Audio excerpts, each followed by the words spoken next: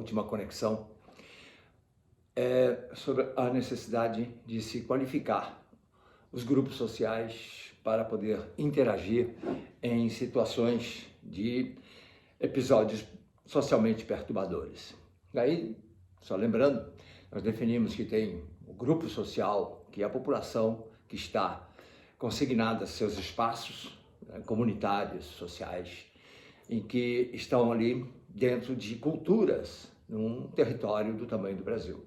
Portanto, essas culturas vão interferir se eu estou no norte, se eu estou no nordeste, em que região, sudeste ou sul, de que maneira esses grupos vão aderir a um tipo de treino. Qual treino? É um treino pasteurizado, igual?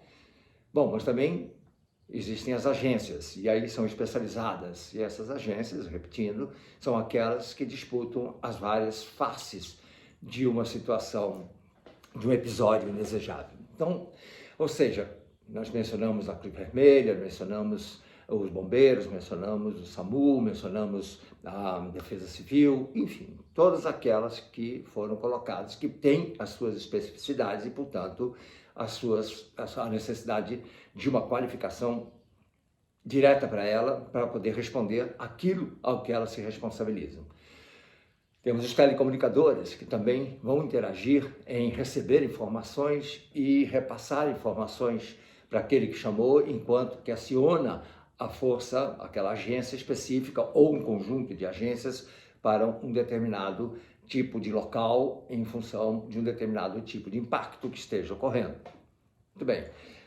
Mas nós temos também aqueles que desempenham atividades em campo, que estão longe dos grupos mais concentrados em cidades ou em condomínios ou dentro de comunidades dentro da terra, como aqueles que vão para o mar, que estão como cientistas, como também os navegadores, enfim, grupos que trabalham em trabalho solitário, que não estão dentro de uma empresa. Portanto, cada tipo de intercorrência vai ter a sua característica espacial, temporal e social. Portanto, as questões do treino vão ter que estar adequadas a isso. Para isso, é necessário ter uma estratégia.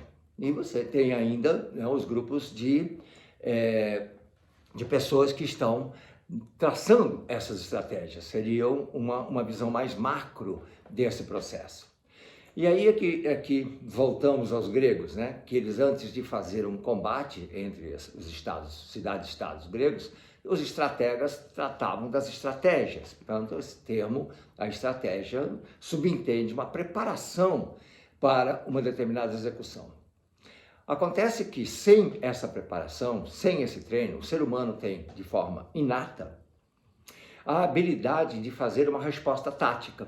Ou seja, ele consegue ter uma visão tática, mas essa tática é espontânea, essa tática é intuitiva, e essa tática intuitiva, ela não obedece a uma estratégia, se não houver um treino para se coadunar com aquela estratégia. Então, uma tática intuitiva não chega a uma meta pré-definida, ela vai descobrindo aonde vai alcançar na medida que vai aplicando a tática. Então, é uma tática muito mais por improviso e tentativa e erro. Ao passo que uma tática calcada em cima da estratégia passa por um treino, cujo treino, inclusive, permite conectar os diferentes grupos. Ou seja, é possível, portanto, fazer com que, numa resposta, a população possa iniciar um processo que é conhecido por aqueles que vão vir dentro das agências de resposta e que as agências de resposta interajam entre si. Se cada uma delas é independente e tem sua própria forma, sua própria linguagem, sua própria maneira de treino, no momento em que chega uma cena e que interagem, há uma Babilônia, há ali um processo confuso, porque cada uma delas vai utilizar uma terminologia própria da sua agência. E é nesse caso que um cientista que está fazendo um trabalho em áreas de ambientes aquáticos, seja navegando, seja na praia, seja na borda de uma represa, seja de um rio, de um lago, né? Onde quer que haja esses ambientes que possam estar, inclusive, submersos como imersos ou navegando, todas essas questões que envolvem os ambientes terrestres e florestas, né? nós temos que pensar a interação, porque se eu penso no helicóptero, estou também pensando no ambiente aéreo, como que ele pode ocorrer de maneira a não haver conflitos na forma de informações que chegam, né? Então isso foi experimentado já, em que o próprio espaço aéreo, que foi ocupado por aviões bombeiros, tiveram problemas em responder aos chamados de fogo, porque foram redirecionados ou direcionados para outro lugar, complicando as ações em terra que estavam a guardar aqueles aviões bombeiros. Portanto, as comunicações, nesse caso, são bastante complexas. E sem treino nessas comunicações e com a profusão que nós temos de possibilidade de se comunicar, então a questão é: qual é o padrão de comunicação que vai interagir para repassar informações, cujas informações sejam consistentes exatamente com o que se pretende alcançar? Muito bem, e isso depende de treino. E o treino depende, primeiro, de traçar uma estratégia, cuja estratégia vai propor uma tática, cuja tática vai fazer a conexão, a interação, integração entre diferentes grupos que vão ter a mesma meta, cada um com a sua especificidade.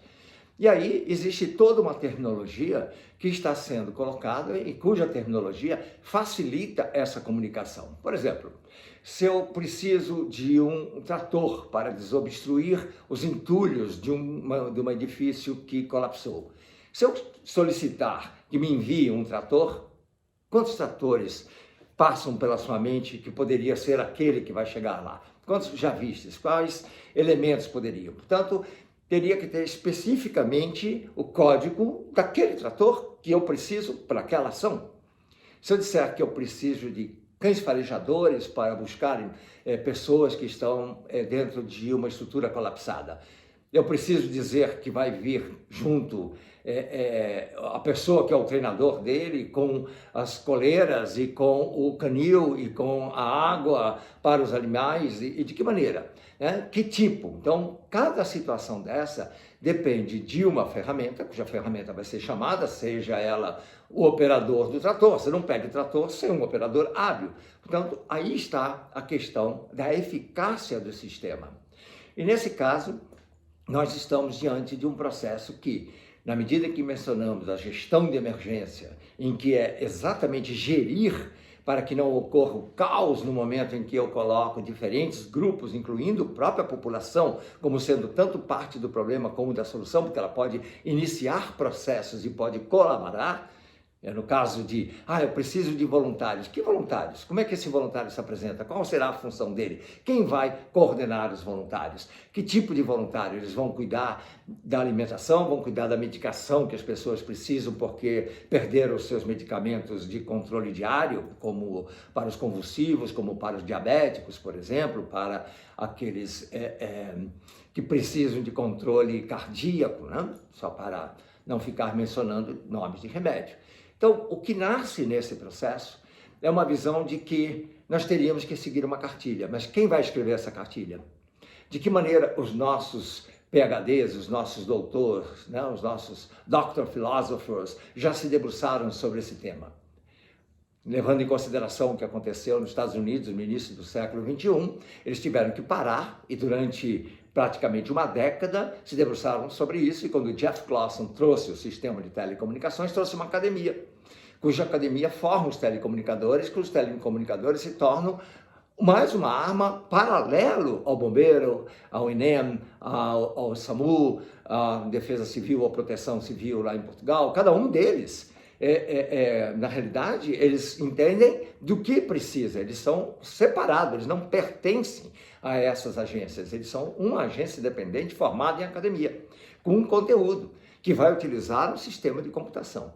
Então, nesse caso, como é que se sai da posição que estamos para chegar aonde queremos? E aonde queremos chegar? Quais são as nossas metas? Em quanto tempo? De que maneira podemos aproveitar a experiência de outros, uma vez que hoje estamos consignados às culturas, e a nossa cultura é diferente, tanto na estruturação política quanto operacional. De maneira que isso é que um professor da Universidade Católica nos brinda com uma lembrança de como que o sistema computacional chegou no Brasil e quando havia aquela restrição do SEI, de que maneira o país poderia ingressar no mundo da computação.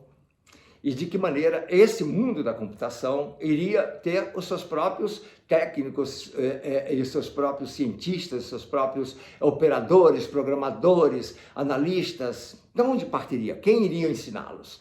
Então eles tiveram que utilizar, como diz o professor emérito lá da PUC, onde eu estava em 1968, onde chegou o primeiro computador da Universidade Católica do Rio de Janeiro, que é o 7044, um IBM, que na época tinha uma imensa capacidade de desempenho, que era de 32K. Qualquer reloginho desse hoje tem 126K. Nós tínhamos lá um computador imenso que tinha 32K. Isso é 1967, 68, e depois chegou outros computadores. Portanto, como operar aquelas máquinas e ser o embrião do Brasil. E ele cita o Barão de Münchhausen e cita um exemplo chamado do boot, aquilo que se dá no computador. O que se faz nos computadores quando ele dá um problema? Você dá um boot no computador. Todos nós já fizemos isso, ou um boot no seu celular, para que ele reinicie. Quem é que consertou aquele computador que estava confundindo o seu sistema? Quem que fez o celular reingressar? Você simplesmente desligou e religou e ele se rearmou. Portanto, ele sozinho se arrumou. E isso alude a uma religiosidade do século XIX nos Estados Unidos chamado bootstrap. Bootstrap significa os cadarços da sua botina. Então, se eu tiver que passar por cima da cerca e a cerca é muito alta, supõe-se, a partir dessa religiosidade, que você pode agarrar os seus cadarços do sapato, puxá-los com muita força, tirar você do chão e passar para o outro lado. Isso chama-se um boot, ou seja, a solução vem do próprio problema. Né? Então, quando nós somos tanto parte do problema como da solução, diz nessa religiosidade católica do século XIX que você é a sua solução. Você não precisa de ninguém estar interagindo consigo se você utilizar essa forma de falar com Deus, de conversar com as suas divindades e de você se transportar para onde você deseja ir, no caso de você, né, da morte, da vida pós-morte, todo o processo filosófico subjacente à religiosidade. Você tem que ser a sua própria solução. E esse nosso amigo professor, ele cita isso quando o Barão de Münchhausen cai dentro da areia movediça e ele está eminentemente indo à morte junto com o seu cavalo. Então ele agarra bem a barriga do cavalo, com as pernas, bastante força, agarra os cordões, os cadarços da sua botina, puxa com força e tira ele e o cavalo e coloca de fora da areia movediça. Portanto, essa é a visão de que se precisa para iniciar um processo, assim como se iniciou no século passado, no século XX, a ingresso dentro do mundo cibernético, daquilo que seria hoje onde estamos. Nós tínhamos que sair da onde estávamos, sem nenhum professor, sem nenhum PhD, sem nenhum técnico e formar a si mesmo. Então, o próprio estudante que estava desenvolvendo o seu mestrado era também aluno, de maneira que essa é a filosofia do bootstrap. E é isso que é o boot que se dá no computador. E portanto, das nossas conexões que vamos pensar, portanto, uma forma de iniciar um processo e de atender a essa visão do século XXI, desse desafio em que nós temos que interagir em sintonia para as ameaças que são complexas. Portanto, as emergências, aquilo que emerge de forma complexa, precisa de soluções complexas. Não se resolve problemas complexos com fórmulas simples, elas são complexas. Sou Randall Fonseca, estamos nas conexões. Obrigado pela participação, até breve.